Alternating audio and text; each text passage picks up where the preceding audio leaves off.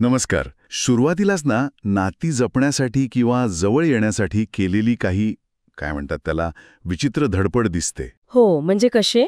उदाहरणार्थ, हा जो जीवा नावाचा मुलगा आहे तो नंदिनीसाठी चक्क रिक्षावाला बनून येतो. अच्छा, रिक्षावाला. हो, आणि तिला प्रवासात कळत पण नाही, पण शेवटी जेव्हा पैसे द्यायची वेळ येते तेव्हा तिच्या हातावरचं घड्याळ बघून ती त्याला ओळखते.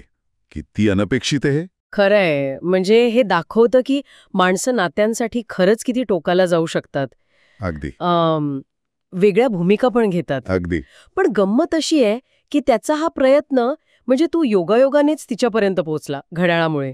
बरोबर. मग प्रश्न येतो की असे जे अप्रत्यक्ष मार्ग असतात ते नेहमीच अपेक्षित परिणाम देतात का, की त्याने आणखी गैरसमज वाढतात? हां, महत्वाचा मुद्दा आहे.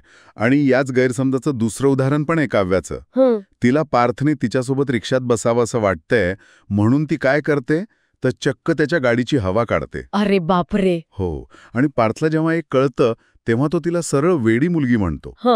आता बघा, एका बाजूला कदाचित तिची ती काळजी दाखवण्याची पद्धत असेल. हो, असू शकते. पण समोरच्या व्यक्तीला तो निव्वळ त्रास किंवा पोरकटपणा वाटतोय.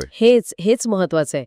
कृतीमागे हेतू काही असो, पण समोरचा त्याचा अर्थ कसा लावतो त्यावर नात्याचं सगळं अवलंबून असतं. हो, एकाची काळजी दाखवण्याची पद्धत दुसऱ्याला बंधन वाटू शकते किंवा अविवेकी वागणं वाटू शकतं.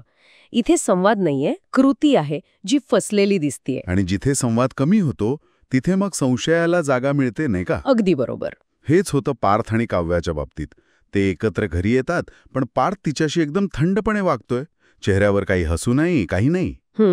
आणि घरातल्या इतरांच्या म्हणजे रम्या आणि आईच्या हे लगेच लक्षात येतं. हो, साहजिक आहे. म्हणजे एकत्र असूनही ते भावनिक अंतर लगेच जाणवतं. हा फक्त तणाव नाहीये. नाही, यामागे कदाचित काहीतरी लपवण्याचा प्रयत्न असू शकतो किंवा दोघांमध्ये काहीतरी न बोललेला संघर्ष असू शकतो. आणि मग इतरांच्या मनात संशय येतोच. आणि हा संशय अजून वाढतो जेव्हा त्यांना काव्याच्या खोलीत एक तपकिरी रंगाचं पाकिट सापडतं. अच्छा, एक पाकिट? हो, आणि त्यांना खात्री वाटते की यात नक्कीच असं काहीतरी आहे जे काव्या सगळ्यांपासून लपवती आहे. आता त्यांचा विचार आहे की ते पाकिट मिळवायचं आणि सत्य काय आहे ते शोधून काढायचं. इथे बघा, नात्यांमधला एक कळीचा मुद्दा येतो समोर. जेव्हा विश्वास कमी होतो, संवाद नसतो, तेव्हा अशी लपवाछपवी किंवा मग तसा संशय वाढतो. आणि अशा वेळी काय होतं की सत्य बाहेर येण्यापेक्षा ते शोधण्याच्या प्रक्रियेतच नात्याला जास्त तडे जातात. बरोबर. म्हणजे सत्य शोधण्याच्या नादात नातं आणखी बिघडण्याची शक्यता. अगदी. या सगळ्या गोंधळात एका पत्राने सांगितलेला तो चकाचक बाईचा किस्सा पण आहे.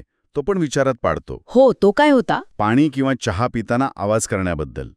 म्हणजे सुरुवातीला वाटतं की ज्यांचं मन साफ आहे ती लोक आवाज करतात, त्यात काय एवढं. पण नंतर विचार येतो की अरे, यामुळे समोरच्याला त्रास होऊ नये. हे फक्त एका सवयीबद्दल नाहीये. हे म्हणजे काय म्हणतात त्याला, वैयक्तिक सचोटी विरुद्ध सामाजिक भान यातला संघर्ष आहे. माझं मन साफ आहे हे ठीक आहे, पण माझ्या वागण्याने इतरांना त्रास नको हा विचार जास्त महत्वाचा ठरतो चांगल्या नात्यांसाठी. ही एक प्रकारची भावनिक प्रगल्भता म्हणता येईल. बरोबर. विचारांमधला बदल हा झाला सामाजिक पातळीवर.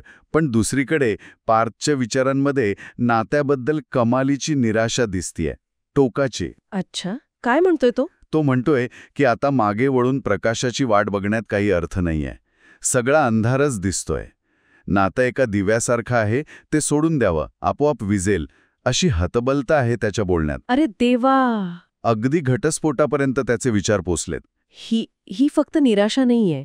असं वाटतंय की ही नात्यातून बाहेर पडायची एक प्रकारे मानसिक तयारी सुरू झालीये. हो. दिवा आणि अंधार हे शब्द वापरून तो नात्याची सध्याची अवस्था आणि भविष्याबद्दलचा त्याचा दृष्टिकोन एकदम स्पष्ट करतोय.